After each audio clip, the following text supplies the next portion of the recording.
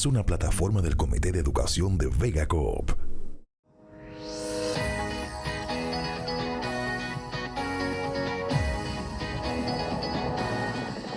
Nos unimos para brindar servicios a nuestra gente.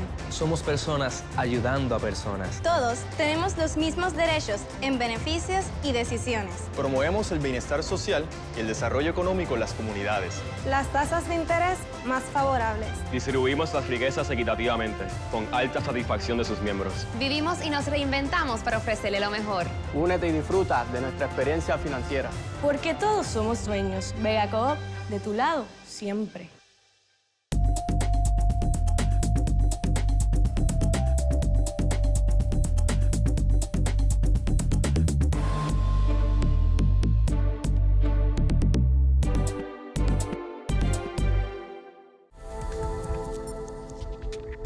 Saludos amigos, bienvenidos a Muévete, el programa del cooperativismo. En esta edición de Muévete vamos a continuar abordando un tema que es fundamentalmente importante para todos nosotros, el tema de la salud, del bienestar, de la calidad de vida. Porque usted puede trabajar muchísimo, puede acumular, puede ahorrar, que nosotros queremos que usted ahorre, pero tiene que atender su salud, que es la principal para poder aspirar a una mejor calidad de vida. Nos acompaña nuevamente el doctor Pablo López Báez, médico especialista, especializado en nariz, boca, garganta, oído, y que nos acompaña como un invitado especial, parte de la familia de Vega Coop, en que nos honra tenerlo nuevamente en Muévete. Bienvenido, doctor Báez. Gracias, Rubén. Como siempre es un placer estar con ustedes y tratar de traer una de esas gotitas de conocimiento para el público que nos ve, para que tengan una mejor entendimiento de su propia salud. Se nos había quedado un tema pendiente en el programa anterior sobre lo que es acúfenos, que comúnmente lo conocemos como tinnitus. La última vez que nos comunicamos, expresamos que el oído tenía 3 porciones. Una externa, que era la oreja, una media, que era el oído medio, donde están los huesecitos, y una tercera interna, que es donde estaba el sistema del balance, que hablamos de vértigo, y me preguntaste sobre el famoso tinnitus, que eso es el caracol o el órgano de Corti, o el órgano que se encarga de recoger los sonidos para llevarlos a través de un nervio que va por el oído, va por el hueso, hasta llegar a una zona del cerebro donde tú reconoces los sonidos. Cuando hablaste de tinnitus es interesante porque el sonido llega a nosotros, mueve el tímpano, ¿verdad? Si tenemos, por ejemplo, un diapasón, que es esto que estoy aquí, cuando hacemos un sonido, ese sonido mueve el tímpano. Al mover el tímpano, se mueven unos huesecillos que tenemos ahí, martillo, yunque y estribo. Eso no es tan importante hasta que eso empuja una membranita que se llama la ventana oval, y detrás de esa ventana está el famoso órgano de Corti o el caracol, o como ustedes quieran llamarlo. Ahí es donde los sonidos, ese movimiento hace que químicamente ese ruido llegue a ese caracol, pase por un nervio, que es el nervio acústico, llega a una zona de nuestro cerebro en la área temporal. El tinnitus o acúfenos, que es como debe llamarse, pero Rubén mismo me dijo tinnitus y yo le digo, todo el mundo lo conoce por tinnitus. Hablar de acúfenos es otra cosa, pero es lo mismo. Acúfenos es la palabra correcta en español. Es un sonido producido por el caracol, por esa zona donde se recogen los sonidos y transmitido a nosotros reconocerlos con nuestro cerebro. Muchas cosas, tú puedes tener un dolor, si cortas el nervio no llega al cerebro y por lo tanto no hay dolor. O si te puedes baratar un pie, tiene que haber dolor porque está roto, pero si no llega ese mensaje al cerebro, tú nunca te enteras de que hay dolor. El tinnitus o acúfenos es lo mismo. Hay varias formas. Hay un tinnitus que es de origen del caracol del oído. ¿Qué pasó ahí? Pues pensamos, porque no estamos conscientes de qué es lo que lo causa. Hay tumores que causan tinnitus. La enfermedad de Meniere puede tener tinnitus. Hay sordos que no oyen ni torta, pero hoy tienen un sonido en el oído. Un pujo, un golpe fuerte, un bajo de esos de boom boom que ahora está tan de moda, un trompetazo, una guitarra bien fuerte, un trueno, un sonido bien agudo puede causar que ese caracol produzca un sonido. Yo le explicaba fuera de cámara a Rubén que hay personas que ese acúfenos, ese ruido, se queda grabado en el cerebro. Y eso le recordaba que hay un síndrome de personas, por ejemplo, que le han amputado una pierna, pero tienen un dolor horrible en esa pierna y no tienen pierna, porque el mensaje de dolor se quedó grabado en una zona de su cerebro. El tinnitus central puede ser exactamente lo mismo, una grabación que se quedó allá arriba en el cerebro y acá en el órgano de corte y posiblemente ya no tenga nada. Pero es como tener un órgano o un piano que y está pegado ahí. Por eso enseñé el diapasón, porque tú tienes que ver cómo es el tinnitus. Este es un diapasón bien agudo, pero puede ser un ruido bajo. El acúfeno puede ser bien bajo, puede ser mediano, puede ser bien alto y puede ser tan y tan alto que es casi incompatible con una vida normal. O sea que esa pregunta es bien importante y todo el mundo me pregunta, ¿cómo se cura? Sí, es que hemos escuchado de todo. Y hay una serie de personas que se han dedicado a propagar información no corroborada, ¿verdad?, sobre tratamientos y medicinas mágicas para atender y curar este tipo de condiciones. Rubén, yo creo que esa es una de las preguntas más importantes que tenemos ahora mismo. Hay gente que se ha dedicado básicamente a inventar o engañar al público sobre cómo se cura el tinnitus. Se puede ir absolutamente solo. Hay tratamientos en cuanto a vitaminas para mejorar esa calidad de ese nervio. El nervio usualmente, si se daña, no se cura, o sea, no se regenera.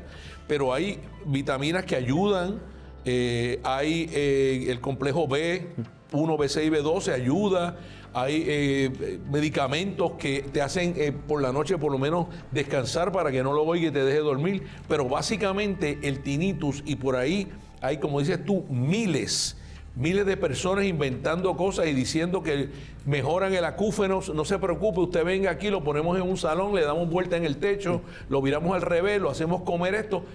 Eso no está probado. Puede ser que uno de cada 1 millón se le vaya el tinnitus, pero se le iba a ir con eso o como quiera, tú sabes. Hablemos entonces del tema central de este programa, que es nariz y garganta. Así que yo quisiera iniciar rompiendo el hielo en este tema de la nariz. Quizás una pregunta que puede ser retórica, pues ¿para qué sirve la nariz? Es retórica, pero tiene mucha importancia en todas las enfermedades que nos dan. La nariz tiene un propósito, además de decorativo, ¿verdad? Porque es la primera arma que tú tienes cuando tropiezas con una pared, es la nariz. Pero básicamente tiene el propósito de calentar, limpiar, mejorar, humidificar nuestro aire para que pase al pulmón lo más limpio posible. La nariz tiene asociado unas cavidades alrededor que son los famosos senos paranasales o agujeros paranasales o cavidades paranasales, vamos a llamarla así, que es mucho más normal. Esas cavidades tienen un propósito: recogen aire, lo calientan, ayudan a limpiar, producen una secreción que se conoce como mucina o moco, que ayuda a limpiar todo lo que nos entra a nuestra nariz. Que por eso es tan importante la nariz en el concepto de la respiración. Yo siempre le recuerdo a mis pacientes que el aire entra al pulmón o por la nariz o por la boca. No es por el oído, ni por los ojos, ni por la piel. Es nariz y boca. Hay un aspecto que puede ser incómodo discutir, pero tiene que ver también con la higiene y la estética de la nariz. Entonces, los vellos que hay en la nariz deben removerse. ¿Son parte, están ahí porque deben estar o hay que depilarlo, hay que sacarlo? Tienes mucha razón por esa pregunta. Los vellos nasales, que se conocen como vibricias, pero podemos llamarle vellos si queremos, los pelitos como quieren. El arrancar ese vello puede crear un forúnculo, que quiere decir una infección de ese pelito. Esos vellos están ahí. Lo que hay que hacer, ¿verdad?, para que no se vean estéticamente incómodos, se pueden recortar, pero debemos recordar que ese vello tiene un propósito, que es el filtrar y limpiar muchas de las cosas que entran a nuestra nariz. Una infección en esa área, que se conoce como vestibulitis, porque es el vestíbulo por donde entra todo, una infección puede llevarnos a una complicación mucho más severa.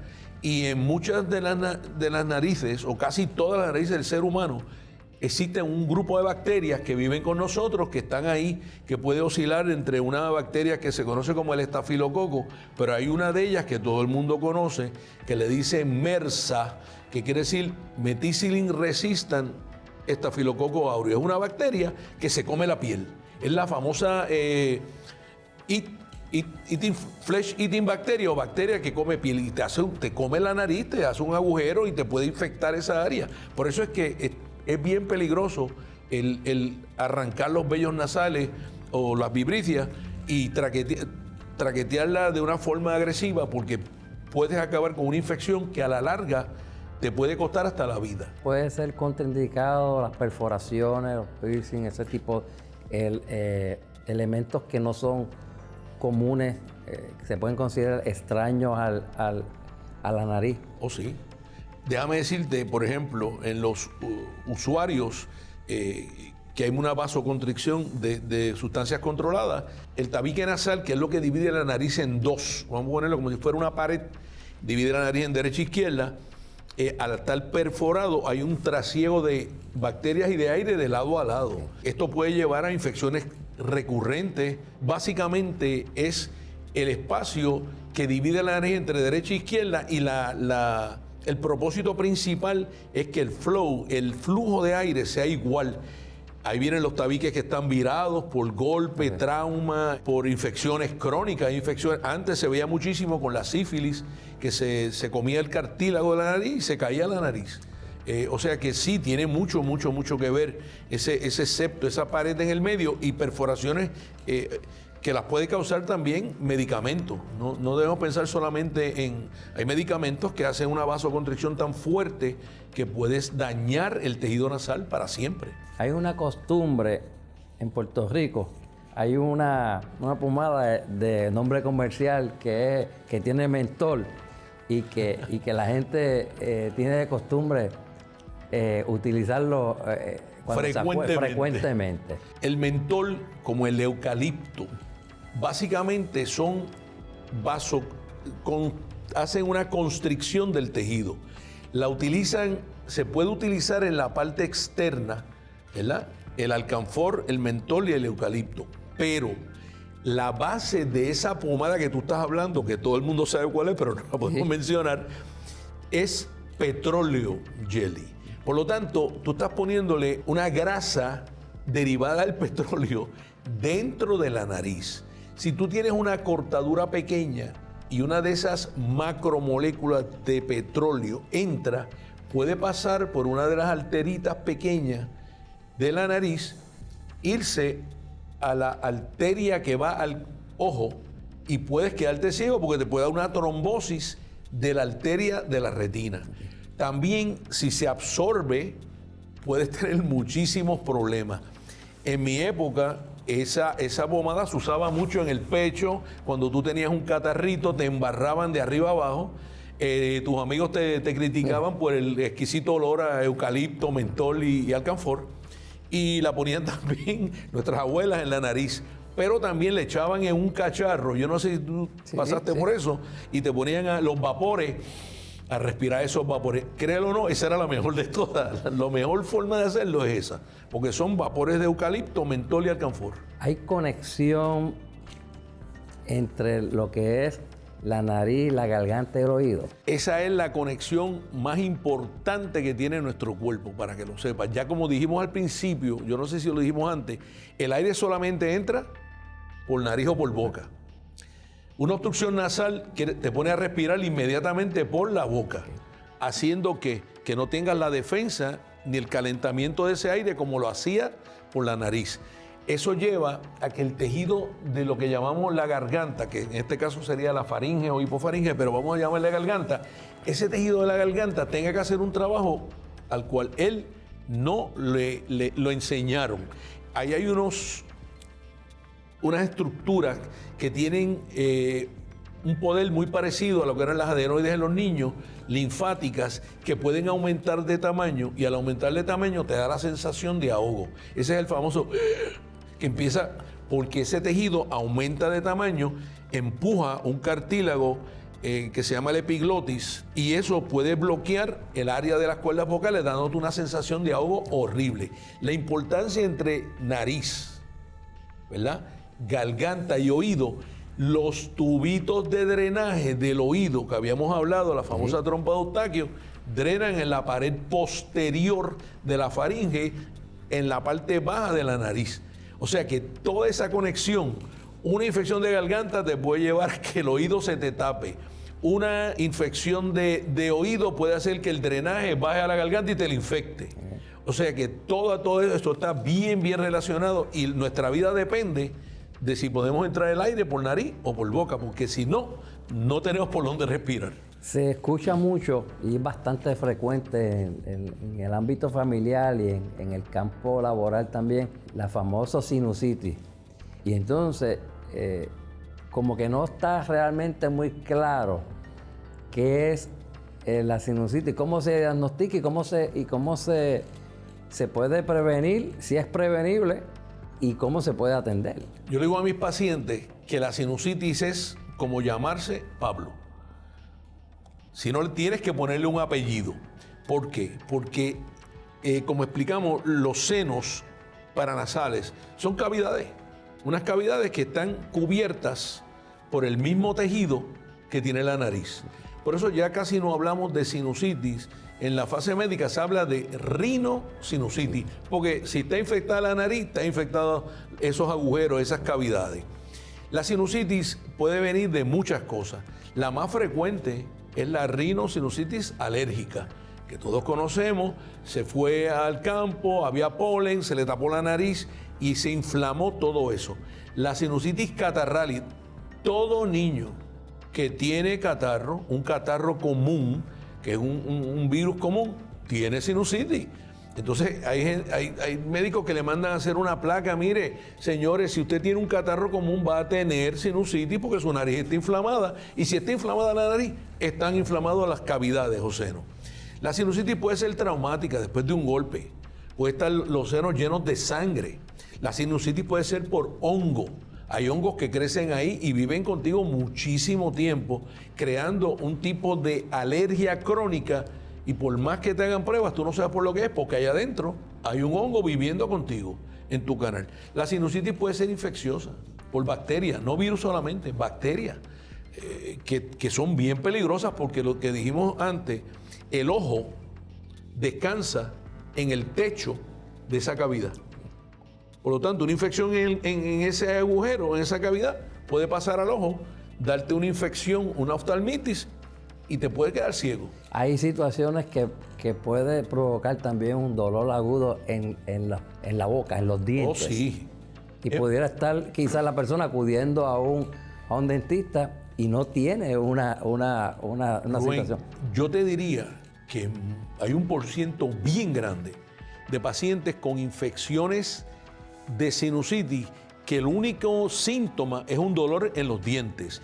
Y yo tengo, no te voy a decir la cantidad, pero muchísimos pacientes que le han sacado un diente perfectamente, en perfecto estado de salud del diente, por el dolor que tenía en ese diente, pero era causado por una sinusitis. Al revés, una infección periodontal, una infección de una de las raíces dentales superiores.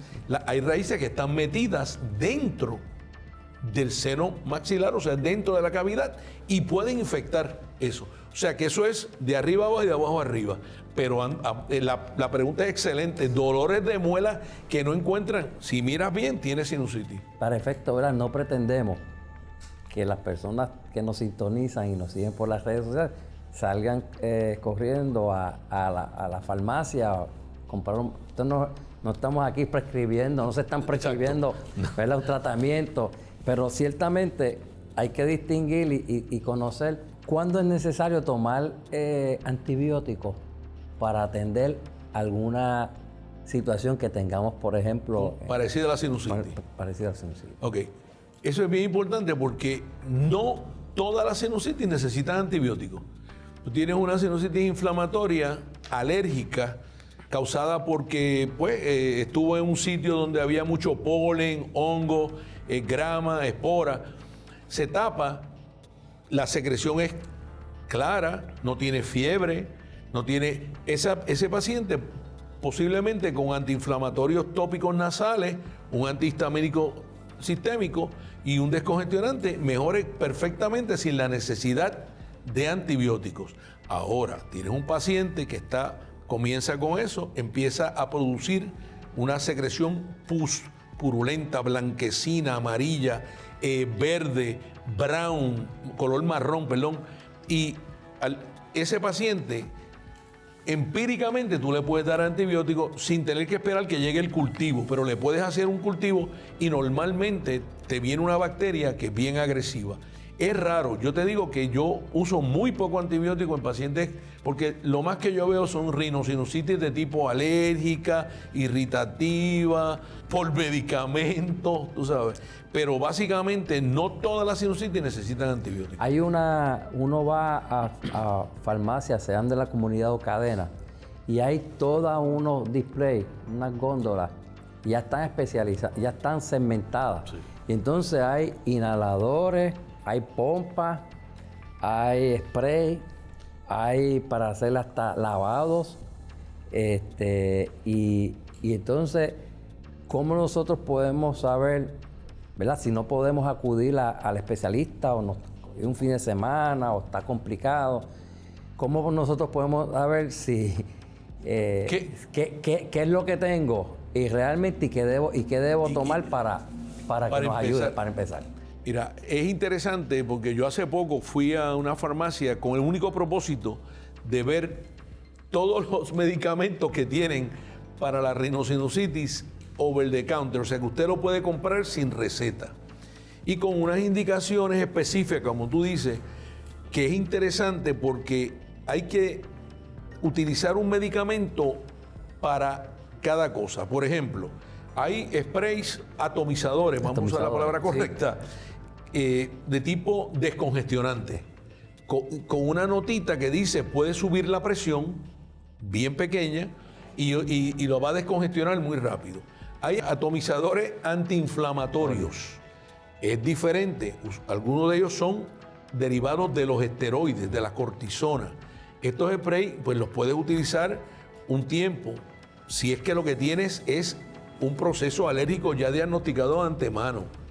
Hay sprays que van contra ciertas de las sustancias que se liberan en la cadena de la alergia. Estos sprays también tienen su indicación. El problema con comprar estos sprays que están sobre el counter, que los puedes comprar sin receta, es que muchos de ellos, la base de ese spray es una sustancia que derivado del alcohol, no voy a decir el nombre, y entonces si los usas a largo plazo, puede causarte úlceras en la nariz, puede hacer un efecto rebote, lo cual lo echas y en vez de descongestionarte, te tapas. Puedes utilizar un spray que a la larga te hace sangrar. Y entonces ese es el pecado de comprar un medicamento para mejorar una condición sin ser visto por un especialista. Ahora, si estás en una fase aguda, en un fin de semana, estás tapado, puedes usar un spray descongestionante 2 o 3 días. Puedes estar en un spray de lo que se llama normal salina o agua de mar, que son los famosos spraycitos de salina, que te ayuda. con un spray descongestionante y eso, pero no por largo tiempo, un tiempo bien corto de 4 a 5 días máximo. Doctor López, sobre la nariz y todo lo relacionado, podríamos estar programas y programas. Nuevamente el tiempo nos limita. La invitación que vamos a tener otra edición de Muévete, que vamos a abordar un tema que no hemos atendido hoy, que se nos quedó, que es boca y garganta. Y entonces lo vamos a estar atendiendo en la próxima edición. Y algunas preguntas que le tengo relacionadas a la nariz, que quiero iniciar la próxima edición de Muévete con ella. ¿Qué le parece? Perfecto. Antes de irme quiero decir, cuando usted tenga un niño que drena por un solo lado de la nariz, mire bien que puede haber allá adentro un granito de arroz, de maíz, habichuela o un pedacito de algodón o de foam. Eso es lo más que yo he sacado. Cuando veo un niñito drenando por un solo rotito de la nariz, piense que tiene algo allá adentro metido. Puede tener una alcancía ahí. Ha convertido la nariz en una alcancía. En una alcancía. Gracias, doctor. A las órdenes siempre, como siempre, Rubén. Por su disponibilidad y por permitirnos esta conversación tan amena y tan rica. Así que muchas gracias. Gracias, un millón. A ustedes, amigos, nos estaremos dando cita en la próxima edición de Muévete, el programa del cooperativismo. Hasta luego.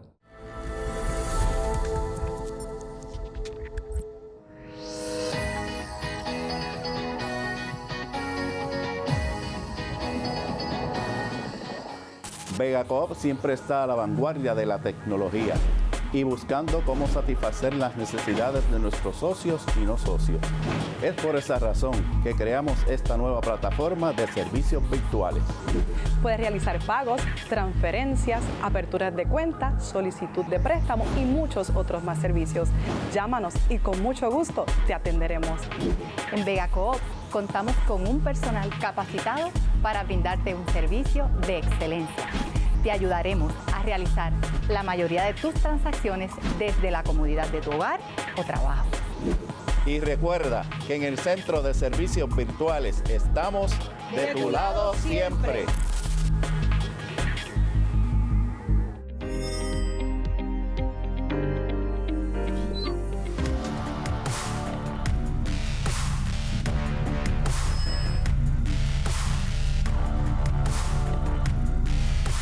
Pronto tendrás tu casa en el metaverso.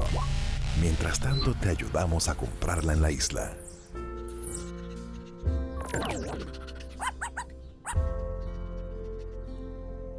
Vega Coop, de tu lado siempre.